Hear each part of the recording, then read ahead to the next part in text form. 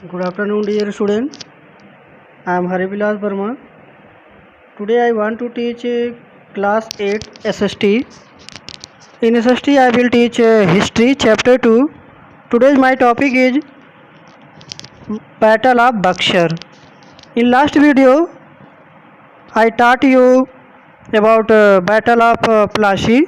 In this video we will discuss about Buxar of Battle of Buxar. Okay. So let's come and start with me. The British victory in the Battle of Plassey gave them political control over Bengal. जो British victory है over of Plassey, ठीक है, यह जो है political control provide कर देता है बंगाल के ऊपर, ठीक है। मीन्स जब प्लासी का जो युद्ध हुआ था 1757 में, ठीक है, 1757 में, तो उसमें उस वार के बाद यानी उस बैटल के बाद ब्रिटिश को पॉलिटिकल कंट्रोल मिल जाता है बंगाल के ऊपर, ठीक है। तो इस तरह से क्या हुआ कि अंग्रेज़ों को और थोड़ा सा प्रोत्साहन मिला, जिससे ये अपने क्षेत्र को, अपने पावर को और आगे बढ़ाने की कोशिश किए। आपको एक पता है कि वहाँ पे थे, क्या नाम है, British puppet government, British puppet क्या कहते हैं, रूलर थे, जिनका नाम है मीर जाफ़र, ठीक है, मीर जाफ़र। फिर उसके बाद मीर कासिम बने, ठीक है। जैसे जब बक्सर का जो युद्ध था उसके बाद मीर जाफ़र को वहाँ का नवाब बना दिया गया, और मीर जाफ़र क्या था, ब्रिटिश सेना से मिला हुआ था, यानी ब्रिटिश से मिलजुल कर काम करता था, तो जो ब्रिटिश कहते थे वही वो करता था, ठीक है। तो इस तरह पपेट का मतलब यहाँ पर ये होगा कि कठपुतली, यानी कोई कुछ कहे तो उसी को करना, सेम उसी के कहने पे चलना, ठीक है, उसी को हम पपेट कहते हैं। तो रूलर की बात आ रही तो पपेट रूलर यानी कठपुतली वाला शासक हो, तो इस तरह से मीर जाफ़र बन गए थे, ठीक है। उसके बाद मीर कासिम भी बन गए, ठीक है। उसके बाद देखिए, as the Nawab of Bengal in the beginning Mir Qasim assigned the jagir of Burdwan,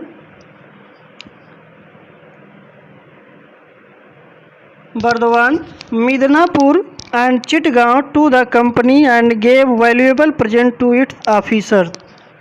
starting में जो मीर कासिम थे, इन्होंने ब्रिटिश को, अंग्रेज़ों को जो है जागीर के रूप में प्रदान कर दिए थे, दे दिए थे, बर्दवान को, मिदनापुर को, चिटगांव को, ठीक है। और इससे भी अच्छे कुछ वैल्यूएबल प्रेजेंट्स यानी उपहार दिए थे जो ब्रिटिश कंपनी के ऑफिसर थे, ओके। नेक्स्ट देखते हैं। लेकिन ये चीज़ ज़्यादा दिन तक नहीं चली, क्योंकि जो मीर कासिम था, मीर कासिम ही अपने आप को कैपेबल रूलर बनाने की कोशिश कर रहा था कि हम में भी शक्ति है, हम भी रूल कर सकते हैं, अपना जो राज्य, अपने राज्य में अच्छे से शासन कर सकते हैं और अपने प्रजा को हम खुश रख सकते हैं। तो इस तरह से क्या हुआ कि अंग्रेज़ों में तो ये हुआ, ये तो हमारी बात मान ही नहीं रहा है, ठीक है। और मीर कासिम को भी लगा कि जो है अब हमें अंग्रेज़ों की ज़्यादा क्या चापलूसी नहीं करनी चाहिए, और जो है हमें अपने हिसाब से शासन चलाना चाहिए, ठीक है। तो ये चीज़ जो है अंग्रेज़ों को क्या लगी, बुरी लगी, ठीक है। He did not wish to remain a puppet which angered the British, ठीक है। वहाँ जो है लंबे समय तक ब्रिटिश का पपेट नहीं बना रहना चाहता था, वह अपने हिसाब से शासन चलाना चाहता था, ठीक है।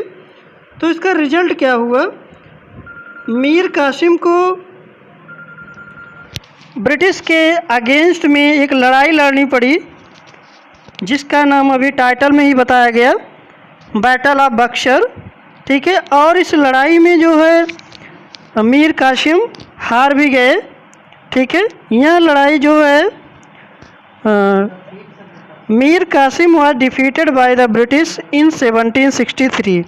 ठीक है, 1763 में मीर कासिम जो है हार गए, और हार गए जब, तो वो जो है किसी तरह जान बचाकर वहाँ से भागे, और वहाँ से भागने के बाद जाकर अवध के नवाब से जो है समझौता किए। अलायंस मीन्स क्या होता है? समझौता करना, गठबंधन करना। अवध के नवाब के पास भागे वहाँ से, जिनका नाम है शुजा-उद-दौला। ठीक है, शुजा-उद-दौला के पास भाग कर गए, और मुग़ल एम्परर आलम शाह द्वितीय, आलम शाह सेकंड, इनके पास भाग कर गए। कौन? मीर कासिम। और वहाँ पर तीनों लोगों ने क्या किया? अलायंस किया, एक गठबंधन किया, एक जो समझौता किया, और एक तीनों की जो है कंबाइंड कंपनी बनी, कंबाइंड सेना बनी। ठीक है, जो ब्रिटिश के खिलाफ जो है लड़ाई लड़े। इस बैटल को, यानी इस वार को जो नाम दिया गया, वो दिया गया बैटल ऑफ बक्सर। ठीक है, बैटल ऑफ बक्सर कब लड़ा गया? बैटल ऑफ बक्सर अक्टूबर 1764 में। ठीक है, इसका रिजल्ट क्या हुआ कि जो तीनों कंबाइंड आर्मी थी और अंग्रेज़ आर्मी थी, दोनों में जब लड़ाई लड़ी गई तो इसमें ब्रिटिश जो है वो विनर हो गए। ठीक है, ब्रिटिश जो है लड़ाई को जीत ली, यानी बैटल को जीत लिए। अब जो है जब ब्रिटिश विजयी हो गए तो देखिए बक्सर के बैटल में भी उन्हें डिफीट कर दिए, और इससे पहले प्लासी के युद्ध में तो हराए ही थे। अब देखिए परिणाम क्या होता है कि बैटल ऑफ बक्सर के बाद क्या परिणाम आता है। ठीक है, यहाँ पे देखिए कंसिक्वेंसेज मतलब उसका रिजल्ट क्या होता है। ठीक है, रिजल्टेंट। सबसे पहला जो रिजल्ट हुआ, the Mughal emperor became the pensioner of the British.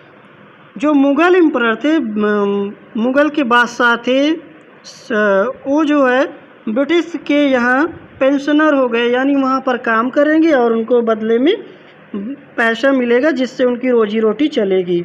ठीक है, नेक्स्ट जो है, in the settlement with the Nawab of Bengal the England got the right Diwani. ठीक है, अब देखिए दूसरा जो कंसिक्वेंस हुआ कि अंग्रेज़ों को दीवानी का अधिकार मिल गया। दीवानी का मतलब होता है कि रेवेन्यू कलेक्ट करने का अधिकार, और जो है सिविल एडमिनिस्ट्रेशन मिल गया। ठीक है, मीन्स दीवानी और right to collect revenue in the province of Bengal, Bihar and Orissa. ठीक है, नेक्स्ट देखिए क्या रिजल्टेंट में हुआ। ठीक है, नेक्स्ट रिजल्टेंट देख लेते हैं क्या हुआ। नेक्स्ट जो रिजल्टेंट हुआ, both the Nawab of Bengal and the Mughal emperor became dependent on the British. जो थर्ड ही कंसिक्वेंस है, दोनों मुग़ल एम्परर और नवाब ऑफ बंगाल, ये दोनों ब्रिटिश के डिपेंडेंट हो गए थे, यानी ब्रिटिश पर आश्रित हो गए थे। अगर वो जो कहेंगे वही करना है, अदरवाइज उनको जो है उनकी रोजी रोटी चलना मुश्किल हो गया था। ठीक है, तो ये रहा आपका जो है बैटल ऑफ बक्सर, जो लड़ा गया कब? 1764 में। ठीक है, अक्टूबर 1764 में। किसके बीच लड़ा गया? ब्रिटिश उसके बाद ब्रिटिश और कंबाइंड आर्मी किसकी थी? शुजा-उद-दौला। ठीक है, जो बंगाल के नवाब थे। अवध के नवाब कौन था बताइए? अवध का नवाब शुजा-उद-दौला था, और बंगाल का जो नवाब था मीर कासिम था, और मुग़ल एम्परर शाह आलम द्वितीय। ठीक है, इन दोनों के कंबाइंड सेना थी और ब्रिटिश एक तरफ था। ठीक है, दोनों के बीच बैटल ऑफ बक्सर हुआ, जिसमें ब्रिटिश विजयी हुए। नेक्स्ट जो टॉपिक है आपका dual governance in Bengal. Dual governance in Bengal means Bengal में द्वैध शासन। Dual governance, dual means two, dual means क्या होता है? टू, ठीक है। दोहरी शासन, बंगाल में दोहरा शासन लागू हो गया। और इस दोहरा शासन यानी डुअल गवर्नमेंट को लागू किसने किया? Robert Clive. कौन किया? Robert Clive. कब किया? 1765 में, ठीक है। 1765 में रॉबर्ट क्लाइव ने किया। यहाँ पर समझते हैं कि डुअल गवर्नमेंट है क्या, मीन डुअल गवर्नेंस है क्या। डुअल गवर्नेंस का मतलब ये है कि नाम का तो कोई और रूलर है, नाम के लिए कोई और रूलर है, नेम के लिए, ठीक है। जैसे बंगाल में बंगाल का नवाब तो कोई और है, लेकिन रियल जो शासन कर रहा है, रियल जो शासन करता है यानी जिसकी बात चलती है, वो चलती थी ब्रिटिश की। ब्रिटिश जैसा कहते थे वैसा जो है वहाँ का शासन चलता था, ठीक है। तो कहने का मतलब ये है कि नाम का तो बंगाल के नवाब थे और रियल में जो शासन सत्ता थी वो थी ब्रिटिश के हाथ में थी। यहाँ दो लोग हो गए, दो लोग होने की वजह से जैसे जो है डुअल गवर्नेंस कहा गया, ठीक है। देखते हैं अब इसके बारे में आगे। The battle of Buxar establish the system of dual governance in Bengal which gave the British right to collect revenue, ठीक है। जो डुअल गवर्नेंस था, dual governance battle of Buxar के बाद जो है इस्टेब्लिश हुआ, जो ब्रिटिश को रेवेन्यू कलेक्ट करने का जो है राइट दे दिया, ठीक है।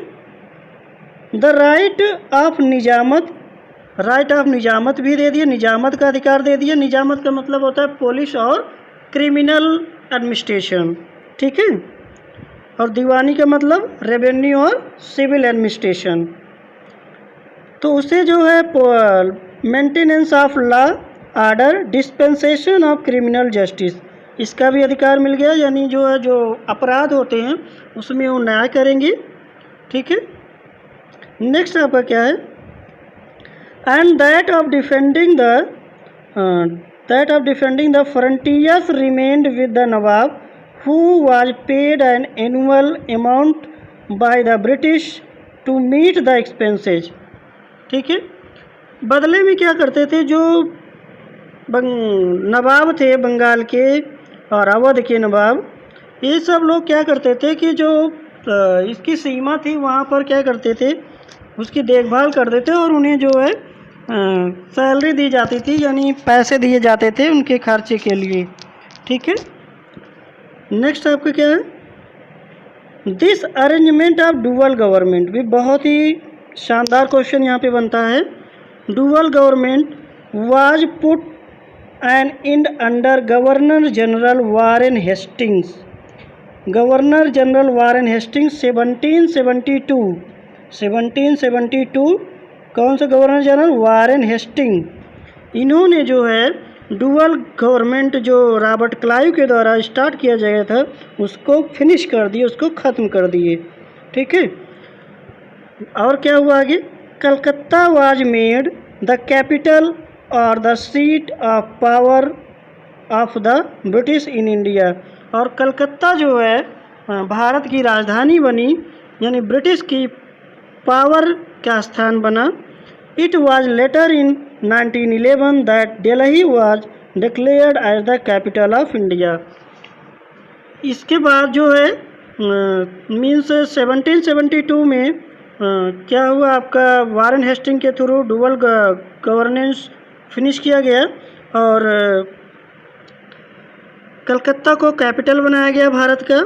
इसके बाद जो है जो भारत का कैपिटल बना 1911 में, 1911 में दिल्ली, जो अभी तक है, ठीक है। इस तरह से दो टॉपिक इसमें इस वीडियो में कवर हुए हैं। वो दोनों टॉपिक हैं battle of Buxar, battle of Buxar, battle of Buxar and dual governance. ये दोनों टॉपिक अच्छे से वॉच करिएगा, ठीक है। यदि कोई प्रॉब्लम आएगी तो मुझसे क्वेश्चन कर लीजिएगा, ओके। हाँ, कोई भी हेजिटेशन नहीं करिएगा, ओके। समझ रहे हो ना? Good, thank you, take care.